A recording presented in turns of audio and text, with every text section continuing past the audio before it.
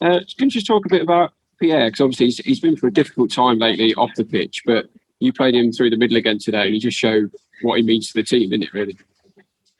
Yes, I thought he was superb today. He's been training really good the last week or so. He was back to normal. He looked really committed in training, really hungry, and I think that today he had a great performance, not only for the goals, but as well for the way he worked without the ball, the amount of pressure that he put in every Leeds defender, and he set the tone for the team up top, and I'm delighted for him. He deserves it.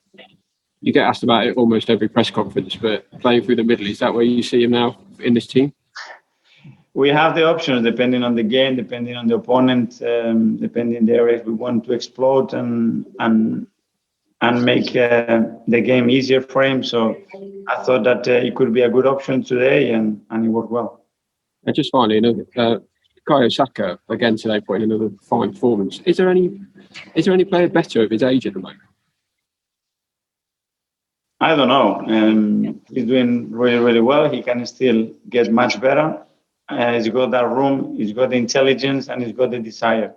So his aim has to be to do better, to score more goals, to be more efficient in the final thirds, and as well a lot of things defensively that he needs to do better, improve them day by day, because he's got the ability to do it. Good.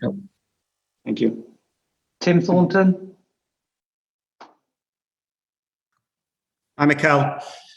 For Aubameyang to come back today and to score the hat-trick, what does that mean, not just for today, but for your season, to get him back in, exploding into the team and hitting the ground running? What does it mean for him and the team?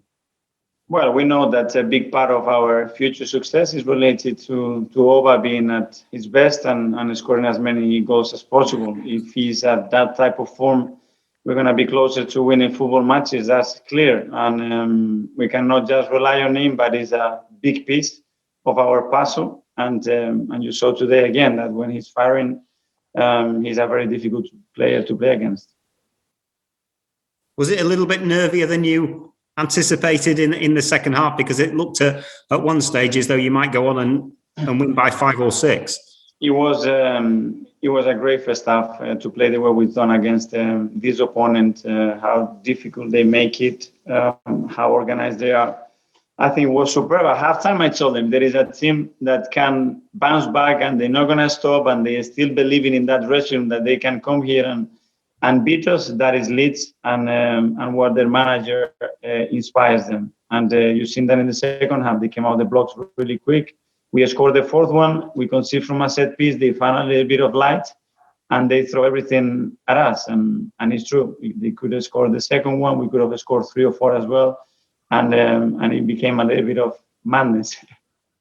Thank you. Well done. Thank you. James Ollie. Hi, Mikel. How pleased were you with the creativity of the team in the final third? That is an area that you've been criticised for a little bit this season. Yeah, I thought it was much better. I think we were much more efficient and we were much composed. We took our time what was needed. We fake movement. We have runs in behind. We have people in the box and people arriving into the box. Our decision making was much better.